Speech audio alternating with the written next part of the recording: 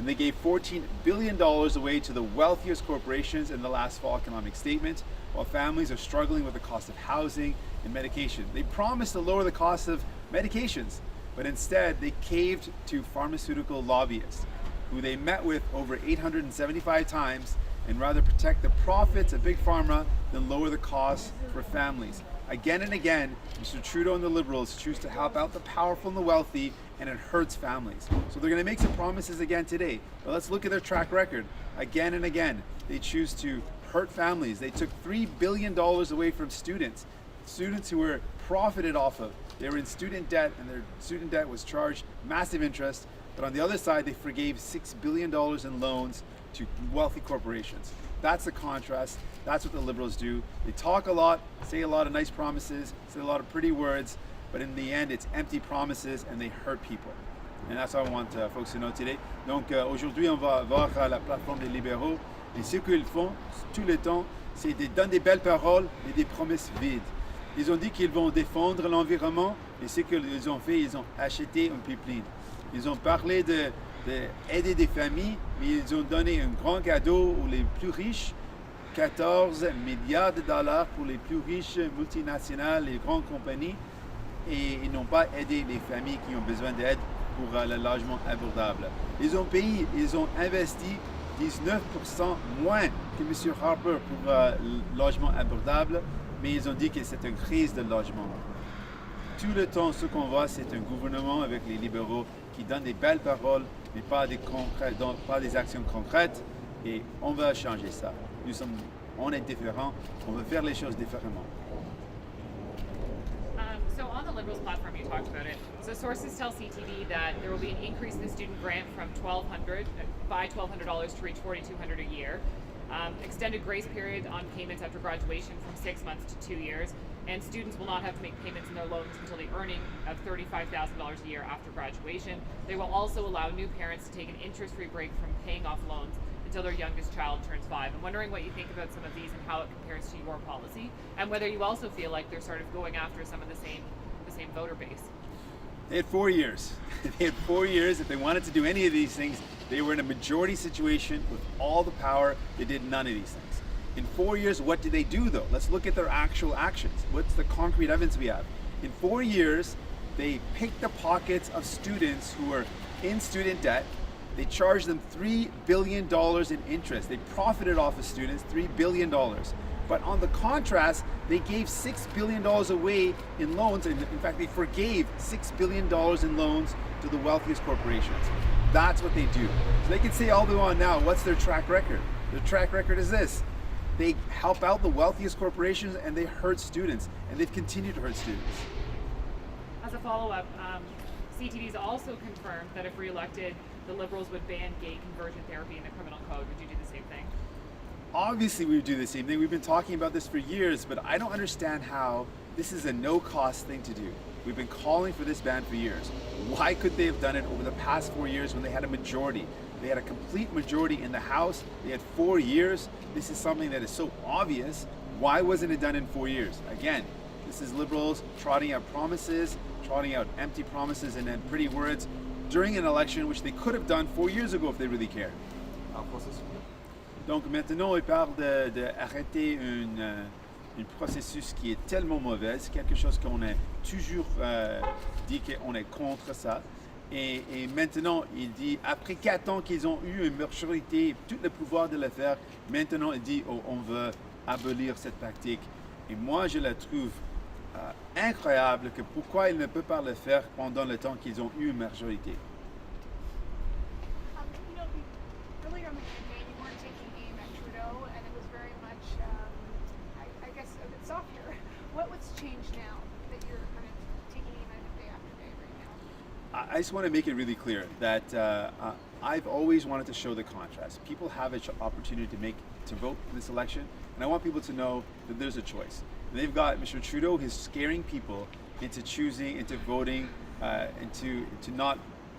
Their plan is this. They're trying to scare people into saying, oh, this is worse than us. But that is not the way people should vote. They should vote for what they believe in. They should vote for what they care in. And if you look at the track record of the Liberals, they've consistently said a lot of nice promises. They've said a lot of nice words. but they've made decisions that have hurt families. And I want people to know that that's not the way they have to go. They're not stuck between bad and worse. They shouldn't be scared into being afraid of voting for Conservatives and then end up voting for Liberals just because they're afraid. They should vote for what they believe in. And Mr. Trudeau and the Liberals have consistently shown that they've chosen to protect and help out the people at the very top, and that's hurt families. En français, s'il vous plaît. Donc j'ai voulu toujours montrer qu'il y a une option dans cette élection. Et les libéraux donnent toujours des belles paroles, mais chaque fois qu'on a des enjeux tellement importants, ils choisissent d'aider les plus riches au lieu d'aider monsieur, madame, tout le monde. Et ça fait mal aux familles. Et ça m'inquiète qu'il y a une option maintenant de voter dans les élections. Mais les libéraux toujours disent il y a quelque chose qui est pire que nous. Mais ce n'est pas la façon de voter, de seulement penser de ce qui est pire de nous. On veut donner d'espoir, qu'on peut voter pour quelqu'un qui va lutter pour vous, qui va se battre pour vous. Gang violence is a problem in Surrey. Can you tell us about what you're hearing and what your plan is? Yeah, gang violence is certainly a problem in a lot of urban centers across Canada. A lot of the experts are talking about how we can make investments directly in youth. We need to help out young people.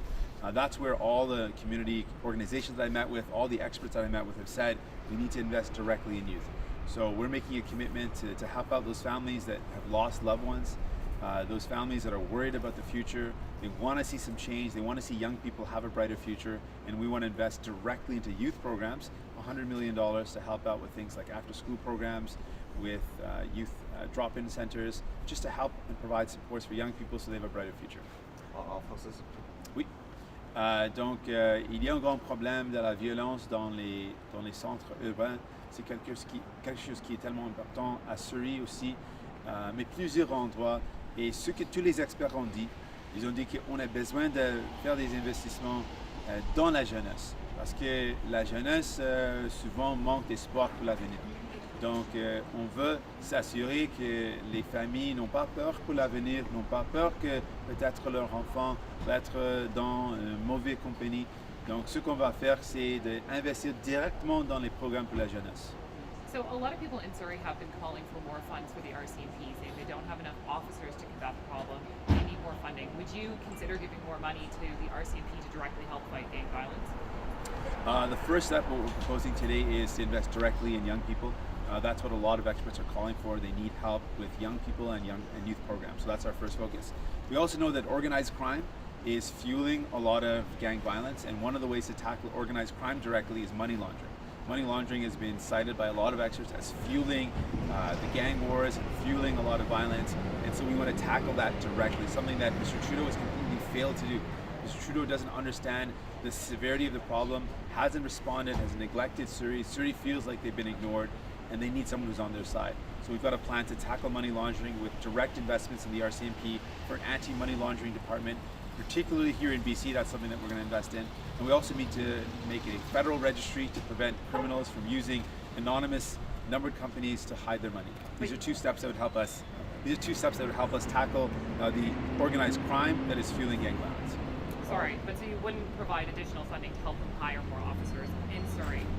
These are our two announcements today. We'll have more announcements around what we do to help out families and help out communities that are struggling with this problem, and that would include other measures. But today we're focused on two steps: fighting organized crime and helping young people with direct youth program investments. Donc en français sur la GRC, s'il vous plaît. Oui, en fait, on a annoncé qu'on va aider les GRC directement pour la lutte contre le blanchiment d'argent.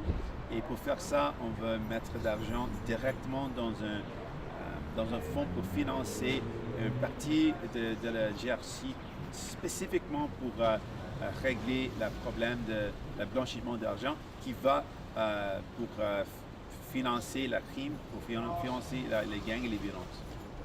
A lot of kids in Surrey that are youth that are involved in gangs, so from middle class families, not necessarily impoverished by any stretch. Like after school programs, how would they actually help that demographic? Yeah, so we've spoken to the experts on the ground in Surrey. Many of those organizations say that young people don't have a lot of hope, don't have a lot of future. They see that things are really difficult. They don't know the best ways to move ahead. A lot of times families are working really hard. Mom and dad are away working hard, saving up money. They are doing all right financially, but they're not getting a lot of supports and a lot of guidance and mentorship. So all the experts have said one of the things, the most important and powerful way to help out young people who end up going down the wrong path is investing in programs after school so they have someone to meet with, a mentor to guide them, to help them out.